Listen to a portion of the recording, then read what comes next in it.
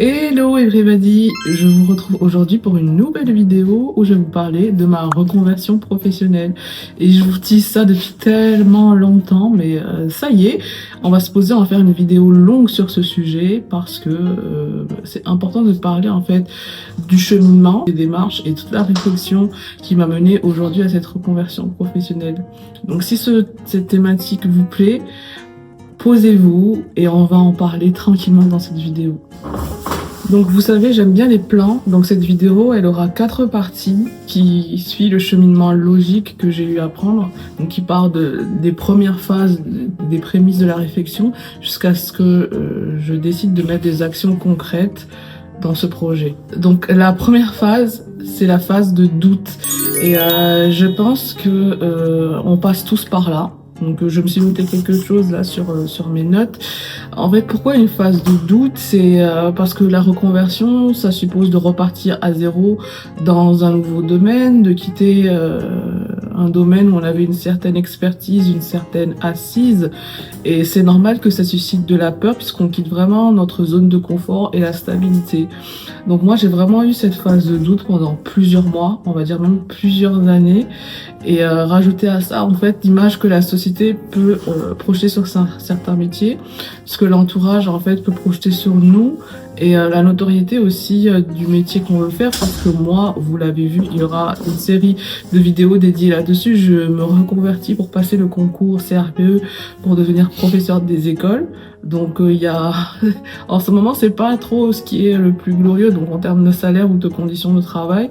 Donc tout ça a favorisé le fait que j'ai vraiment eu une phase de doute longue avant de me décider, et c'est ce qui fait que ça a pris pas mal de temps. Donc je pense que on peut se reconnaître aussi dans ce cheminement-là, qui que vous soyez, peu importe le domaine et l'âge où vous en êtes dans votre vie. Donc on a ce chemin qui est difficile, où on se dit est-ce qu'on va tout recommencer, est-ce qu'on va laisser derrière soi les nouvelles choses, on a peur, est-ce qu'on y va, oui ou non. Donc j'ai eu cette grosse phase de doute. Ça, c'est la première étape. Une fois que cette phase de doute, qui a pris des mois et des années, a été dépassée, j'ai eu un déclic. En réalité, il y a eu 2 déclics. Donc le premier déclic, c'est le retour en hexagone. Et je vais pas refaire toute l'histoire parce qu'il y a déjà une vidéo, je crois, de 10 minutes. Je sais pas si un peu plus ou un peu moins sur la chaîne qui parle de ce retour ici en métropole, que je vais vous mettre ici, soit dans le i, soit ici, je sais plus si c'est à gauche, à droite. Et en gros, j'ai mal vécu ce retour et j'avais vraiment besoin d'un changement radical, d'un changement de vie, et aussi j'avais une quête de sens, et ça je pense qu'on le retrouve pour avoir échangé avec d'autres personnes qui avaient ce projet de reconversion professionnelle, une quête de sens, c'est-à-dire que j'avais envie que chaque matin quand je me lève, il y avait vraiment une importance au métier que j'allais exercer. Donc par rapport à l'enseignement, pour moi dans mon cas, j'avais déjà eu l'occasion d'effleurer ce domaine-là, mais c'était avec des étudiants du coup à l'université, et c'était si ce n'est la meilleure expérience que j'ai pu vivre. En termes d'expérience professionnelle, j'ai beaucoup aimé ça, c'est le partage, la pédagogie, ça m'a énormément plu. Et au-delà de ça, il y a un environnement familial qui fait que j'ai déjà pu baigner en fait dans tout ce qui est transmission et enseignement. Donc moi, ça m'a plu et j'ai trouvé ma voie, parce que je pense que c'est ma voie, et j'avais vraiment envie de tenter cette nouvelle expérience. Et l'autre déclic que j'ai eu, c'est la maternité, parce que j'ai toujours aimé être au contact des enfants. Et en fait, lorsque ça m'est arrivé à mon tour, ça n'a fait que conforter le fait que je voulais vraiment travailler dans ce milieu-là. Donc je pense que il faut que vous soyez à l'écoute, vous aussi, de votre environnement, parce que vous avez sûrement une passion, quelque chose qui vous anime au plus profond de vous et que vous voulez explorer cette voie. Et Vous avez sûrement des déclics, il faut juste être attentif et à l'écoute des signaux que l'univers nous envoie. Une fois que j'ai eu ce déclic, c'est de me donner les moyens, et on va dire que c'est la partie la plus difficile, même au-delà des doutes, parce que la différence entre un rêve qu'on a ou un projet qu'on a et la réalité, c'est qu'on se donne les moyens de les concrétiser. Et ça a été aussi difficile parce que j'ai dû quitter mon emploi, avec l'économie qu'on connaît aujourd'hui, et j'ai décidé de m'inscrire à une formation, donc de reprendre les cours.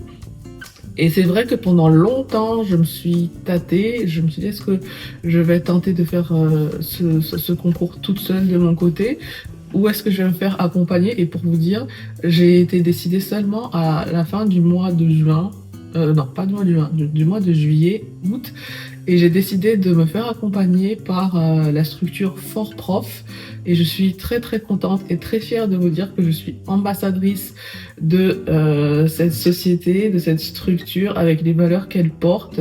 Et il y aura toute une série de vidéos là-dessus où je vais vous parler de mon organisation. Donc la Fort Prof propose plusieurs formules, et moi, au vu des projets, des ambitions que j'avais, parce que vous savez que du coup il y a la chaîne, que depuis 2022 j'essaye de faire décoller tant bien que mal, mais voilà, il y a des événements dans la vie qui peuvent se passer et ralentir ces projets. Donc voilà, il y a les réseaux sociaux, il y a aussi Instagram où je suis de plus en plus active et où je partage des moments de vie beaucoup plus personnels et intimes qu'en format long, donc je vous invite à vous y abonner. Et donc il y a les réseaux de manière générale que je souhaite développer. Il y a la vie perso avec la vie de maman qui est prenant et vraiment je me suis fait rouler dessus par ce nouveau rôle qui est difficile, exigeant, mais qui est aussi merveilleux. Et il y a le concours, donc ça me permet d'avancer à mon rythme. Donc j'ai choisi cette formule-là qui me laisse quand même de la liberté.